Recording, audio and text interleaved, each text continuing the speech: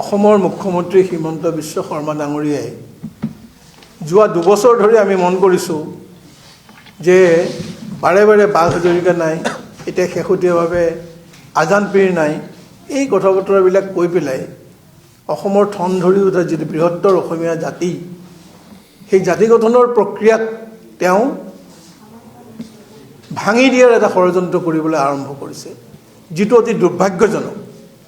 সেয়েহে আমি তেখেতক প্ৰত্যাহ্বান জনাই ক'ব খুজিছোঁ যে তেখেতে অসমীয়া যি জাতি ঠন ধৰি উঠিছে, এই জাতি ভঙাৰ ষড়যন্ত্ৰত যেন লিপ্ত নহওক।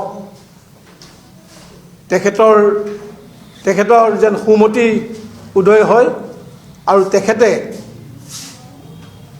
বাঘ হাজৰিকা নাই, আজান পীৰ নাই, এই কথা বতৰাবিলাক কোৱাতকৈ তেখেত মুখ্যমন্ত্ৰী, তেখেতৰ ক্ষমতা আছে, তেখেতে এই গোটেই বিষয়টোৰ ওপৰত চৰকাৰীভাৱেই হওক বেচৰকাৰীভাৱেই হওক এটা অধ্যয়নৰ ব্যৱস্থা কৰক।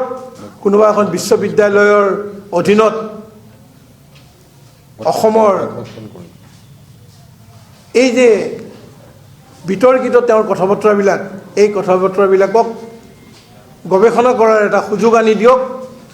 আৰু এই ধৰণে যদি এটা গৱেষণাৰ মাজেদি কেইজনমান স্বীকৃতপ্ৰাপ্ত গৱেষকে বাঘ হাজৰিকা নাই বুলি কয়, আমি মানি ল'ম।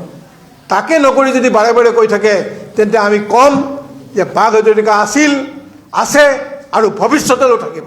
এইকাৰণেই যে বাঘ হাজৰিকাৰ নামত আমি থলগিৰি মুছলমানসকলে সাহস বিচাৰি পাওঁ, দেশপ্ৰেম বিচাৰি পাওঁ আৰু জাতিটোক ভাল পাবলৈ অনুপ্ৰেৰণা পাওঁ।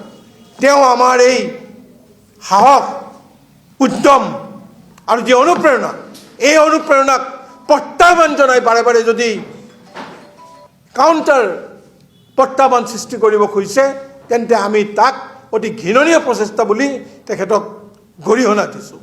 আৰু ভৱিষ্যতলৈ তেখেতে যেন বাঘ হাজৰিকা নাই, আজান পীৰ নাই, এই ধৰণৰ টুলুঙা কথাবিলাক কৈ থাকি তেওঁ ভোট আহৰণ কৰিব পাৰিব, কিন্তু অসমীয়া জাতি মাটি ভেটিৰ যি আজি ভাঙোন ধৰিবলৈ আৰম্ভ কৰিছে, তাক কিন্তু ৰক্ষা কৰিব নোৱাৰিব।